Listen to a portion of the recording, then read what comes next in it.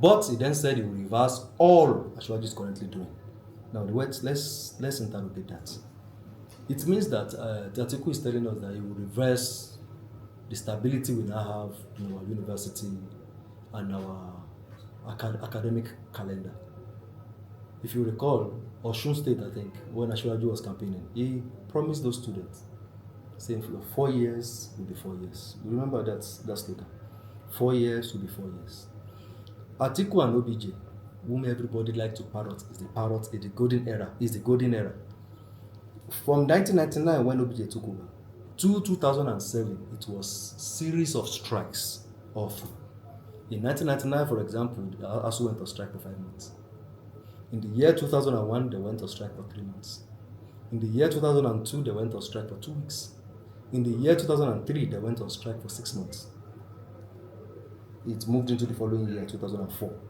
In 2005, they went on strike for 2 weeks. In 2006, they went on strike for days. In 2007, they went on strike for 3 months. Special emphasis on 2003, when they went on strike for 6 months, the longest up to that time. That time, when they went on strike, you know what OBJ and Atiku did? They went to start their own universities against the law. OBJ started his own, the Bells University in Ota. Atiku started his own APTI, Yola. Against the law. As a public servant, you cannot run any other business aside farming. His boss and himself, collectively and individually, went to start. They couldn't solve the challenges in the public institutions, they started their own.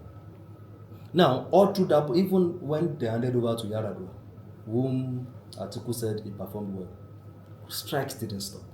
There were strikes for a week, strikes for 4 months, strike for 5 months in 2010. And the strike persisted cumulatively about 4 years in that era. You know what that means? The students cannot even plan. You gain admission at 19, you are leaving at 26 for a 4-year course. Your mates in other countries with steady calendars have since finished, bagged master's degree, bagged PhD, and even started work as professionals, gaining promotions at work. You are still in 300 level.